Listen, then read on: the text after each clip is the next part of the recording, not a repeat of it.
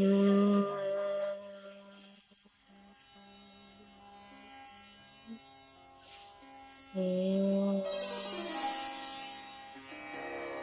ओम शांति। अभी ओशो की एक स्पीच थी, उसमें लियो टोल्स्टॉय करके एक विचारक है, उसकी कहानी है। तो उन्होंने जो कहानी में कैसे सिंबॉलिक रूप से बताया है कि जो कुदरत का करिश्मा बोलते हैं या तजुर्बा कुदरत का या नियति, तो कैसे काम करती है, उसके ऊपर एक कहानी है। तो उसमें आता है कि एक देवदूत है और वो जाता है, वो किसी का, जैसे हम कहते हैं ना कि किसी का मृत्यु होने वाला होता है, तो उसको लेने के लिए कोई भेजे जाते हैं ऐसा। तो ये देवदूत है ना, तो उसको सौंपा गया था, एक बूढ़ी औरत है और उसकी तीन बेटी है जुड़वा, और अभी अभी जन्मी है। तो उसका प्राण लेना था, माता का।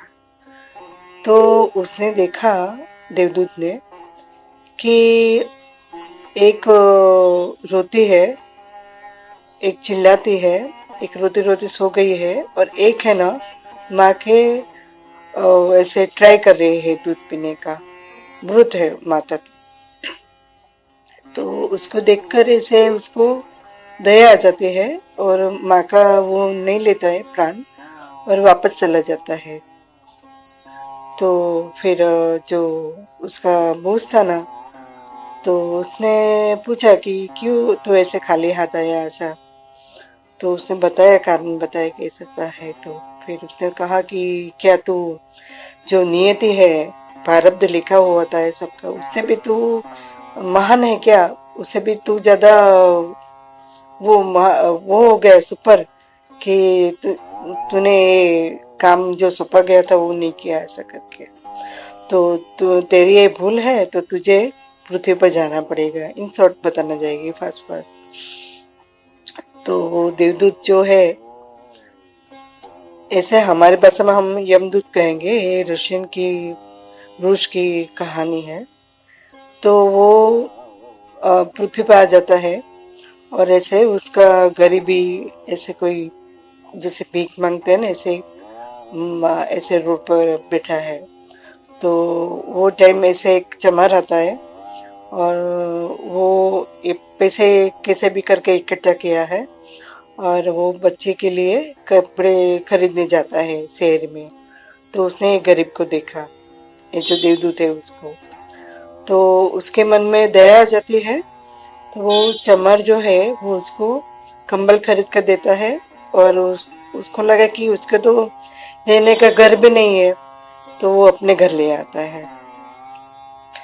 फिर वो, उसने बताया कि देख, मेरी पत्नी तेरे पर गुस्सा होगी, तो तू ऐसे सह लेना, है ना। वो थोड़ा नाराज हो जाएगी ना कि बच्चे के कपड़े का खर्चा मैंने तुम्हारे लिए कर लिया ऐसा करके। हाँ, एक बात मैं और बताना चाहेगी कि उसका जो हम सबका श्राप देते हैं ना, तो उसका उपाय भी होता है। तो जो सुपरवाइजर था ना, मीन्स जो उसको क्या बोलते हैं, यमराज समझो, जो पता है ना, एक स्टोरी और है नचिकेता की, वो बाद में कहेगी आपको। तो वो जो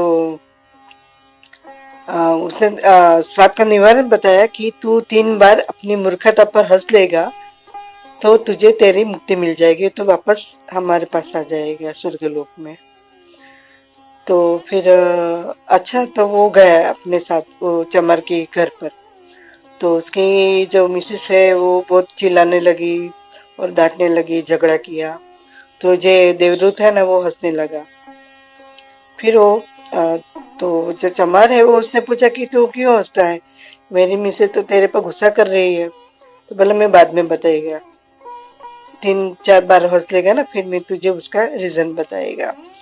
फिर ऐसा होता है इन शॉर्ट कि वो चमार है, तो वो जूते बनाता है, सीख जाता है, और वो आखिर में धनवान हो जाता है। फिर एक बार ऐसा होता है कि एक राजा है, और उसने बहुत ही कीमती चमड़े देता है जूते बनाने के लिए। तो वो वृक्ष में ऐसा होता है कि जब भी राजा मर जाता है ना, तो श्रीफल पहनता है, उसकी सबको वो पहनाना पड़ता है। और जिंदा है तो वो जूते पहनता है। तो उसने कहा कि ये जो मैं काम आपको दे रहा हूँ वो उसमें गलती नहीं करना है। तो लेकिन वो जानबूझकर, वो देवदूत को तो सब पता होता है ना, तो उसने जूते के बजाय श्रीफल बना देता है। तो वो जो चमार है ना, वो उसके ऊपर चिल्लाता है, तो वो तब भी हंसता है वो दूसरी बार। फिर वो इतने में वो मारता भी है उसको, तो भी वो हंसता है। तो फिर इतने में खबर आती है, राजा का सैनिक आता है और वो उसने बोला कि वो जो आपको चमड़ा दिया गया है उसका श्रीफल बनाना है, जूते नहीं बनाना है, कि वो राजा की मृत्यु हो गई है। फिर है ना, फिर थोड़ी देर के बाद क्या होता है, थोड़े दिन के बाद तो एक बूढ़ी औरत आती है, धनवान है, और उसके साथ 3 लड़की होती है खूबसूरत, और उसकी शादी किसी बड़े घर में राजा के यहाँ होने वाली होती है, सब उन्होंने स्टोरी में बताया। तो इन शॉर्ट बताना चाहेगी कि वो जो 3 लड़की है, जो उसको दया आ गई थी उसकी माँ के ऊपर, वो है। तो कैसे भी करके वो जो माता तो जल्दी पोषण के अभाव में जल्दी वो कैसे भी करके डेवलप हो जाती है। ये जो 3 बच्ची है, वो जो बूढ़ी औरत है धनवान, उसने अपने पास ले लिया होता है। तो कहने का मतलब, अगर वो उसकी माँ अगर जिंदा रहती, तो ये जो तीनों लड़की है वो गरीब के घर में ही जाती ना, शादी करके। लेकिन नियति ने उसके लिए ज्यादा अच्छा सोचा था।